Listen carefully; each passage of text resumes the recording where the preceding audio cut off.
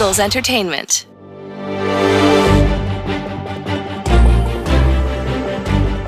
Welcome, Eagles everywhere, to the Eagles Insider Podcast, presented by Lincoln Financial Group.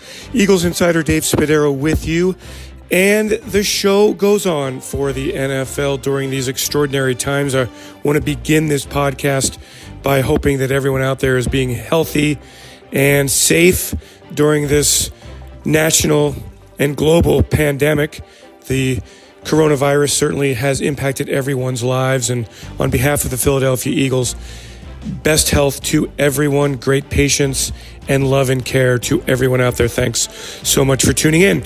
As the NFL coming off its own very important weekend, we find out on Sunday morning that the NFL and the Players Association agreeing to a new collective bargaining agreement through the 2030 season.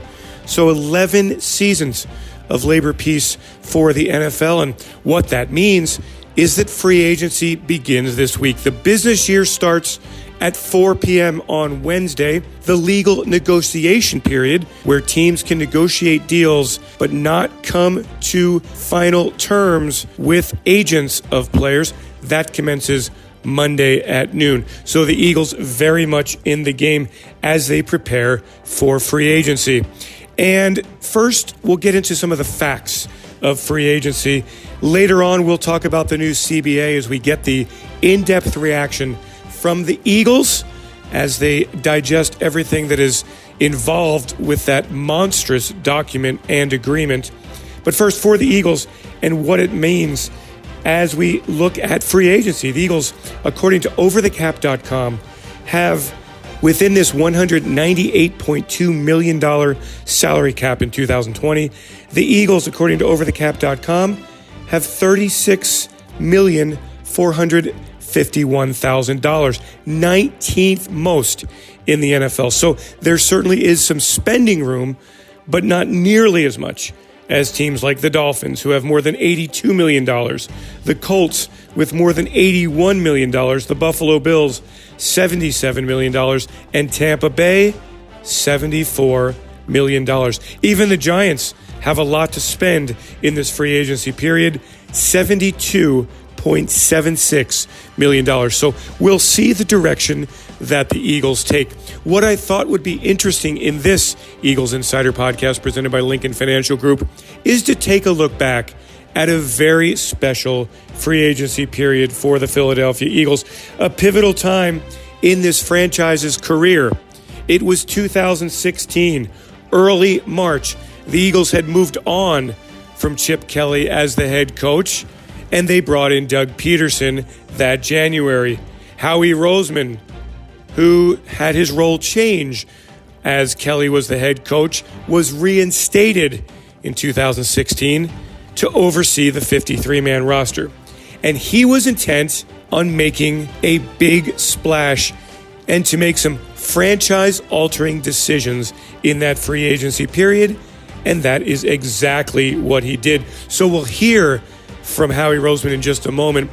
We'll also hear from one of the gems of that free agency class, right guard Brandon Brooks, who I spoke with in the Eagles locker room back in March, back before the coronavirus pandemic became known. So our tone might not be what it would be today. Just mentioning that so you keep it in mind as we talk about everything with Brandon Brooks. And then I also thought it would be interesting to go back in time.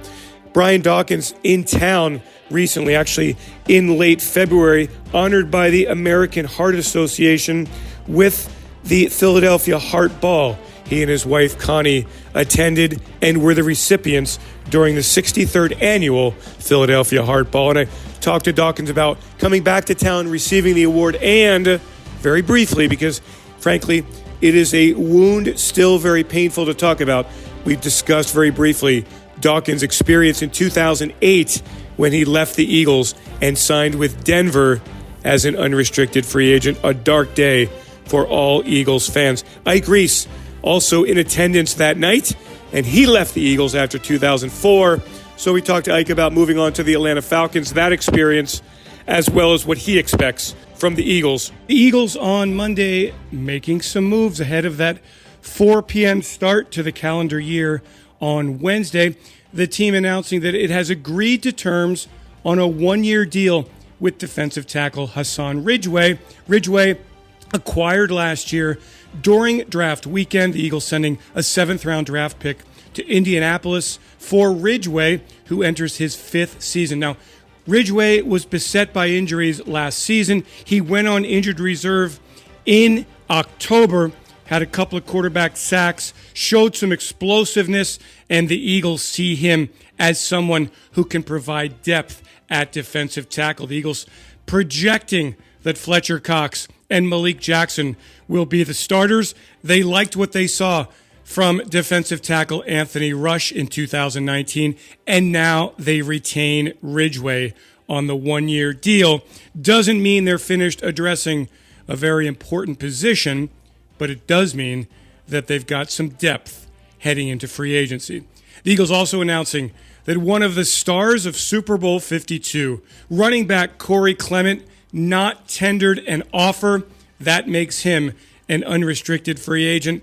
Clement, of course, so terrific after signing with the Eagles following the draft in 2017. But in 2018, 2019, injuries holding Clement back. We thank Clement for his performance in Philadelphia, certainly for his game against the Patriots in Super Bowl 52, and we wish the South Jersey native all the best of luck as he looks for his next NFL job. So a lot to get to here. Let's start with a visit to the NovaCare Complex office of Howie Roseman, talking about a 2016 haul. That, just to remind you what went down, the dates, well, it was really March 9th that year. Think about all the Eagles did. They acquired the 8th overall pick in that draft from Miami, trading away Kiko Alonso, Byron Maxwell, and the 13th overall pick. They agreed to terms on a 5-year contract with Brooks. They agreed to terms on a 5-year contract with safety Rodney McLeod. They acquired a 4th-round pick in that draft from Tennessee in exchange for DeMarco Murray and a later 4th-round pick. The Eagles later used that 4th-round pick from Tennessee, traded it to Cleveland, moved up to number 2 in the draft, and of course, took quarterback Carson Wentz. That is part of the conversation with Howie Roseman. A day later, the Eagles agreeing to terms on a deal with linebacker Nigel Bradham, who was a pivotal part of the team's success in 2017 when the Eagles defeated the Patriots in Super Bowl 52. Let's kick off the podcast going upstairs to Howie Roseman's office. 2016 free agency, day one, the Eagles trade away DeMarco Murray, and you trade away Byron Maxwell, and you move up in the 1st round, and you sign Rodney McLeod, and you sign Brandon Brooks, and you really kind of started setting things up for a Super Bowl run. What do you remember from that period? Yeah, Nigel too. In that day, that was a really big day for our franchise going forward, because the most important thing in that whole day was that we were able to move from 13 to 8 with players, not picks, which just allowed us to still keep our picks to go up and make the second trade, going 8 to 2 to get Carson. I think the second part about it is with DeMarco, by able to clear that money, really his money matched Brandon Brooks. So we viewed it like we were moving up in the 4th round and also getting Brandon Brooks for DeMarco. And I think, looking back on that, we knew that maybe these top of the market guys, there was an offensive lineman who got more than Brandon in that free agency. There was going to be so many bidders on that guy that we really targeted these guys that maybe perception was were the 2nd or 3rd guys at that position, and those were the guys we really wanted because they were the right age. I think both those guys are 26 years old when we signed them. We thought they could be here going forward, and Nigel Bradham was a big part of that as well. And just looking back on that moment, being able to get 3 starters, put ourselves in position to have some flexibility by trading some of the money off and go and get in the quarterback, obviously it was a huge opportunity for our football team. And we look at that as something, we're going to try to replicate going forward, whether that's this offseason or next, whenever we get the opportunity. Howie, how long does that kind of thing take to put together? Like, I imagine it had to be, you're juggling so many balls at that time. Yeah, I think, again, the most important thing for us coming out of offseason was the quarterback position and making sure that we got the quarterback position stabilized. And we had a lot of darts there with re-signing Sam and Chase. And then, obviously, the most important thing, getting Carson for the future. So that trade for us was huge because once we made that trade, we knew, and I remember being in my office with Coach and just knowing that once we made that trade, we were positioned to go from 8 to, at that time, we hoped 1, but eventually 2. So I think that was the first big part. And then trading DeMarco gave us some financial flexibility to go get Brandon, Rodney, whichever one you wanted to put. And we knew both of those guys were just culture setters for us going forward. And then Nigel really was a guy that we had anticipated would probably get a little bit more action on the open market. And Jim had him in Buffalo, so we felt we had a good sense of what he could bring to the team and what he could bring to the scheme. So I think that was really exciting. And you combined it with we had done a bunch of extensions prior to free agency on Lane and Zach and Malcolm and Vinny, and I may be missing a guy, but we'd done a bunch of extensions, so we felt like it was a really good base going forward of which to kind of build out from. It's the day that everything came together. That doesn't happen a whole lot in your business, does it? We got to have it more often, though. Let's true. But I mean, that happens, right? We're hoping it happens, and really, like the next year too. Just being able to get Torian Alshon in the wide receiver room was really big for our football team as we look at it. But it's interesting because you talk about the first day of free agency and the anticipation that all of us have for that first day of free agency. But when you think about the 2017 offseason, I remember coming out of the draft and feeling like we still need to work in the running back room and ending up in the Super Bowl with 3 guys who weren't drafted, weren't signed as free agents until May, and then the trade for Jay, obviously. So this is the team building process is all year round, and that's kind of how we look at it. It's not how we're not going to have to line up in May. We got to get it right for September. And we move from the upstairs portion of the NovaCare complex into the locker room with Brandon Brooks, who was rated that year as the 60th best unrestricted free agent on the market in a list published by NFL.com. Well, that certainly has not been the case because Brooks has been absolutely outstanding. He has made 3 Pro Bowls with the Eagles. I think it's fair to say that Brandon Brooks is the best right guard in the NFL. He signed a deal during the 2019 season that keeps him in Philadelphia through the 2024 campaign. It has worked so well for Brandon Brooks.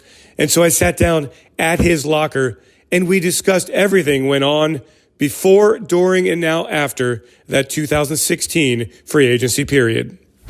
Brandon, the year was 2016. You'd played 4 years in Houston. I read this thing here on Sports Illustrated back then. It said after the Eagles signed you, 5-year, $40 million deal.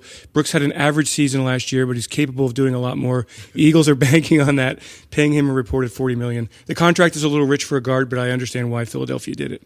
From your standpoint, I know you're questioning. You know how reporters are. No, it's all good.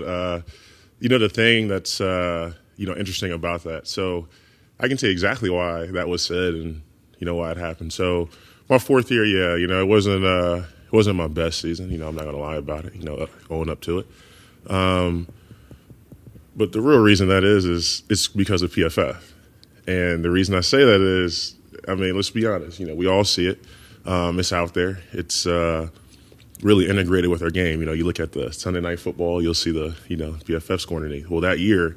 I had like an average PFF score. So, as an offensive lineman, that's how we're viewed. So, did I think I have an average season? No. Was it my best season? Obviously not. But why were you interested in leaving Houston? I think a lot of that came out 2 years ago. But wanted a fresh start, man. I've always said nothing but, positive things about Coos, man. Love Coos to death.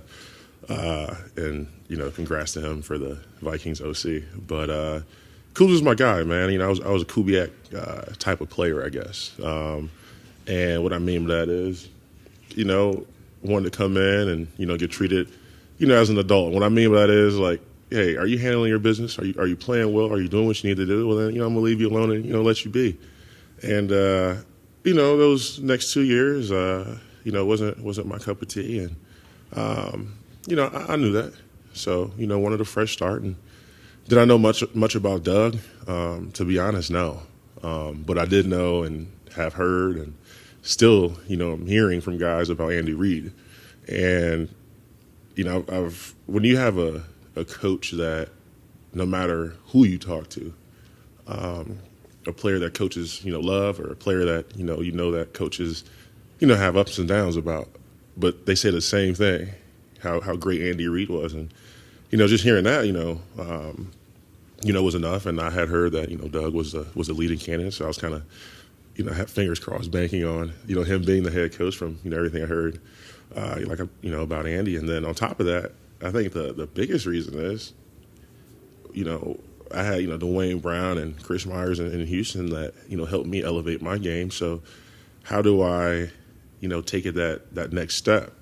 And for me, I also thought, like, well, I'm going to play next to Lane Johnson, Jason Kelsey, Jason Peters. Those guys, established guys. Me and Lane kind of, I'd say, became established together. But, he was, up and coming and kept really in the same situation as me. And, Kelsey had, made a Pro Bowl at the time. And, JP, he said it best. It's like counting to 10. How many times he's made, an All-Star game. So I was like, being around those, those caliber players, I will have no choice but to either raise. They're gonna, float or sink. So it was really a no-brainer. And then when I got here, it was, everything I thought of and more. It was everything I thought of based on what I just said, but living through it and going through it for some years now. These are by far my closest friends, and it has really nothing to do with playing offensive line. I think if we played different positions, the way our personalities are, I think we would still be, really close friends. We do, stuff outside of here. The coaches, Stout helped me elevate my game, obviously, and, helped really all of us, elevate our game in different aspects. So you're an example of perfection, like free agency working exactly the way it's supposed to. I wondered, like, did it weigh on you when you were playing that last year? Do you think players, or I guess you can only speak for yourself, but does it, when you're going into that last year of a contract, weigh on you? The biggest thing that weighs on your mind going into your free agency period really isn't your play, because one big year could get you some money, but it's really what you've done over the years. The biggest thing on your mind is, your fingers are crossed that you don't get hurt, because as soon as you get hurt, everything you thought it's just going to be half of that or less, or maybe completely deals off the table now. You know what I mean? So that's really what it was. But that had nothing to do with me playing. Right. I just wondered how much it is. That's the biggest thing. It's been a while since I've been a free agent, but I talked to a lot of guys in here who become free agents, and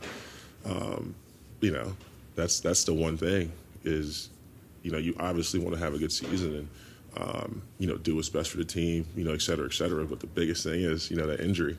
Did you feel pressure in free agency? Was it similar to college recruiting, or was there a lot of pressure where you kind of had to make really tough decisions?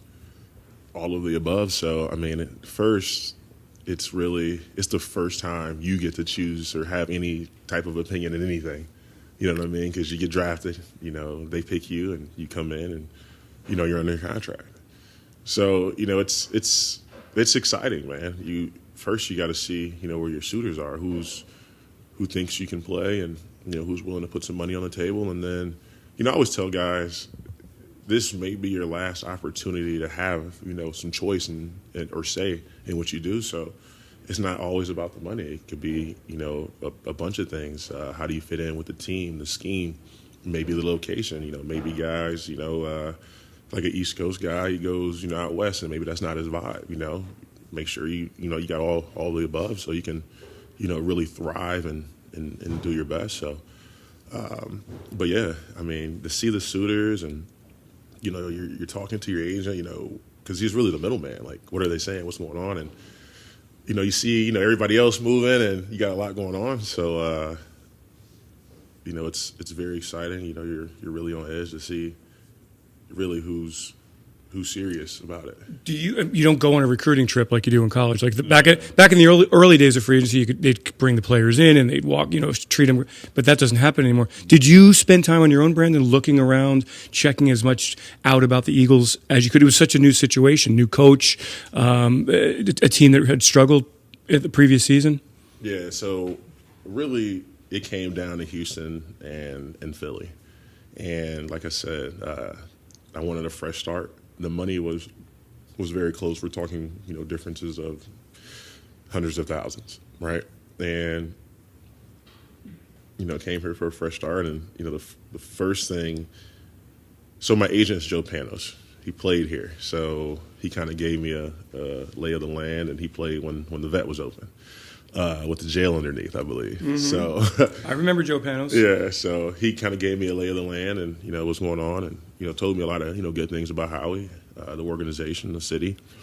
And then when I got here, the first dude I'm always going to go to really was going to be JP. The respect he has and what he's done in this league. Dwayne Brown would talk about, watching JP. So I went to talk to, JP about playing here, the game, and et cetera, et cetera. And the first thing he said is, the thing here, bro, is this. Well, two things. One, they're going to be on you, and they're going to know who you are, and they're gonna make you stay on your game. And I didn't understand that, but over the years, like, I understand that now. You're talking about the fans, the media, yeah. They're going to be on you. And for me, man, like, I wanted to, not only prove that I was worth the money coming in, but prove that I, deserve to be in the same, tier, as these guys. So, I held that close when he told me that, and, it's held true. And, I'm continuously trying to just, elevate my game, yeah. And stay up top. Secondly, it was like, kind of going along with one, I guess, is, you got to have thick skin, man, because, hey, you're going to go three and out, and they're going to boo you. It is what it is. I realize that's just how it is, like every year. You know what I mean? And, there's nothing wrong with it. You're smiling. Well, yeah, because it's to be expected. And only in Philly would you understand, you know what I mean? And it's all good. It's like I don't know, man. It's like a tradition, I would say. Yeah. So football means a lot to these people. Yeah, and like I said, they know everybody from Carson Wentz down to practice squad guys, man, and that's something that was, really, really new for me. Not that it, in Texas, obviously, I'd say, the home of football, but here, man, they know everybody on the roster. Always, go Birds, man, and always really excited, man. So, those are two things that coming here, I kind of got acclimated to. And you never have to worry about free agency again, Brandon. You're good to go. Yeah, since I've gotten here, man, it's been a blessing, man. They always say the grass wasn't greener or isn't greener on the other side, but for me, man, it was. Yeah. How vital is having the agent? I mean, the fact that Joe played here, knew the landscape, that was an enormous help for you. It was. Let me say this correctly. I've known Joe for a long time. I've known Joe before he was an agent. So we've had a relationship. So my trust was there. Obviously, why he is my agent. So, hearing what he had to say, and he wasn't going to bullshit me. You know what I mean? And one of the things he said was, it's a tough city. They'll love you forever as long as you give it all you got and play hard. Yeah. So, for me, that's kind of what I hang my hat on, man. So that was just a no-brainer. We're in the locker room here. You're still between Lane and Kelsey. You guys, it's like your family. You're right. Your brothers are right here. Talked to them both yesterday. Yeah. Yeah. How you feeling, by the way? Feel good. Good. Progressing nicely. Shoulders getting stronger. Feeling good. So good to hear. Thanks so much. Appreciate it. Now we take a look back at a couple of former Eagles and their experiences in free agency. Brian Dawkins, of course, the very painful decision to leave Philadelphia in 2008. And Dawkins talks about that, as well as being back in Philly to be recognized by the American Heart Association. Doc, you did so much for the community. When you come back and people remember you, what's that feel like? Well, it feels wonderful to be remembered, obviously, and that's life, period. But especially when you give everything that you have for something, and it's constantly giving back to you in appreciation. So it's very, and it's also for a huge cause. I mean, it's a lot of wonderful people here, wonderful volunteers, and to know that they want to honor me for something that I did as far as my heart is concerned is a blessing. Your connection with the community, do you still hear a lot from Eagles fans and people? Always. I always tell them it's reciprocal. The feeling is mutual when it comes to that. I appreciate the heck out of them. And, it's just something that I will never, ever truly get used to be honest with you, because Philadelphia is a tough place, very tough place. But I appreciate the heck out of them. The Philadelphia Eagles got Harold Carmichael, latest one into the Hall of Fame, Doc. Your thoughts on that? I love it to see Big H get in, man, and the fact that he texts me now and say this is Big H. That's and I mess with him about that. Like I tell him, you can't text me and say this is Big H. This is Harold. But you know what? I'm so happy for him, all of those years, and putting up the numbers that he put up, and to finally get the recognition. For doing what he did. Like he was the first, I guess, tower to dominate above the rim, so to speak. Now you got a whole bunch of guys doing it, and nobody wants to talk about Harold. How does it change your life when you're in the Hall of Fame? I don't know if it changes your life. I think for me it depends on how you view it and you use it. I think it gives me more reach to have conversations with people. I think it empowers me to have more emboldened conversations with probably companies and stuff like that. But it doesn't, I wouldn't say it completed me, because I was already complete. I honestly was complete. I have the love of my teammates, the love of my coaches, the appreciation from a city like Philadelphia. So I was complete when it comes to that. To have that is kind of icing on the cake, though. Ike Reese was a Pro Bowl special teams player after the 2004 Eagles season, one that sent them to Super Bowl 39. But after that year, Reese had a decision to make, and he made it, signing as an unrestricted free agent with the Atlanta Falcons. At that very same event with the American Heart Association, I talked to Ike about what it was like to leave Philadelphia, all the ups and downs, the emotions of the moment, and of course, had to ask Ike what he thought of 2020 and his hopes for the Eagles in free agency and beyond. Ike, free agency is around the corner. How challenging is it to be a free agent? What was it like for you? You know what? You get mixed emotions, right? You're excited at the possibilities of being courted and, a team bringing you in and letting you know how much they would like to have you there. But for me, leaving here, it was bittersweet. So it was like I didn't want to be a free agent. So, it's different for each player. So for me individually, leaving the Philadelphia Eagles, a little bittersweet.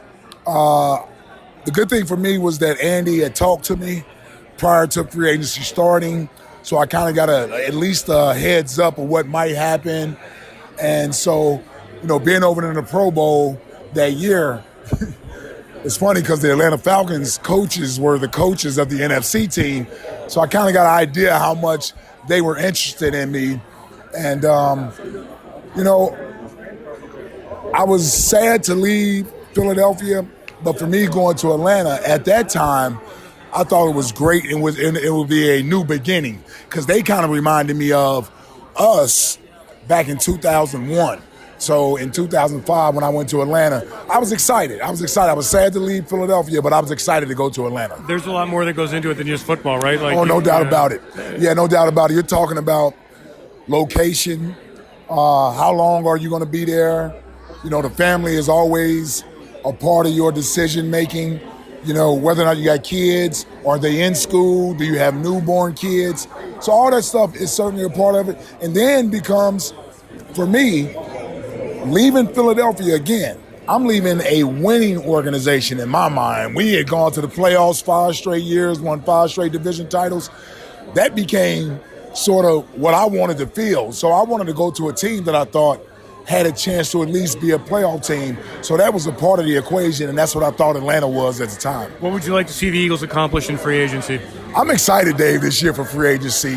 This type of cap space that Howie has available to him. Howie's one of the more exciting GMs. He's a guy who doesn't mind taking chances. He's a guy doesn't mind. He isn't afraid to make the splash deal. So I'm looking for that this offseason. I think there's going to be a lot of turnover on this roster, and that's a good thing. Moving another year away from the epitome of being a champion a couple years ago and bringing some fresh blood in, some guys that want to get their first championship. I'm excited about that. So I'm excited about free agency this year. And it's been a couple years since I have been excited about free agency. This is the year I think we can totally change the identity of the Eagles. So this is the first part of the real roster building portion of this offseason. The Eagles, of course, have 10 draft picks to work with. That is official. And they are very much at work with the NovaCare Complex and Lincoln Financial Field closed. The Eagles working, well, in part remotely from home as I am here, and some Eagles still at the NovaCare Complex getting work done during this extremely pivotal NFL time. Before we go in this Eagles Insider podcast, let's have a little fun. Brad Rutter, Lancaster, Pennsylvania native. Well, you probably don't know him that way. You probably know him from being one of the most successful players ever in the history of the television game show Jeopardy. And recently, when he was taking part in the Tournament of Champions, Rutter made a little homage to the Philadelphia Eagles. Now we go down to Brad Rutter. He had 10,000. He wrote down who? NSL Hombre. And a little tribute to the Eagles. Ladies and gentlemen, I'd like to welcome you to the Jeopardy Comedy Hour. Let's see how many points Brad lost. 41-33, dropping him down to... Well, I thought it would be cool to get Brad on the phone. And yeah, he's a huge, huge Eagles fan. So let's first begin with the shout out, because we all saw it, we all tuned in, and it happened in the greatest of all time tournament. Give us the background here, Brad. You obviously had this thing planned out a bit. The question was 2 foreign-born directors who have each won 2 Best Director Oscars, but none of their films has won Best Picture. So tell us how you got to you wagered $4,133, which was cool. And then you threw in Eagles Super Bowl 52 champions. Give us the whole background here. So going into Final Jeopardy, I knew it wouldn't make a difference because I was so far behind, which usually is not the case. But I had always wanted to shout out the Eagles on a Final Jeopardy. Preferably when I was too far ahead to be caught. But that's been pretty rare too. I just decided to here's my first opportunity. Let's go with it. And actually, somebody had bet 41-33 on a daily double on the regular show last year, and I thought, oh, that's so cool. I should bet that number too. So I got some angry Boston fans tweeting at me, which made it all worth it. Why was it important for you to shout out the Eagles, Brad? And talk about how you became a fan and how into this football team you are. Oh, wow. Well, I go way back. I think I started really getting into the Eagles when Buddy was still the coach. So I was maybe like 10 years old, which was a great time to get involved with the Eagles, too. It was pretty exciting. And then, yeah, my dad had always been a fan, and I just started watching the games with him when I was a little kid, and it's really like my number one hobby now. I'm one of those guys who's I'm not a big draft guy, but I'm this year I'm kind of checking out some of the prospects and stuff like that. But I'm always a big nerd about like the coaching search and stuff like that. So I was paying really close attention to that with the when they hired the assistants.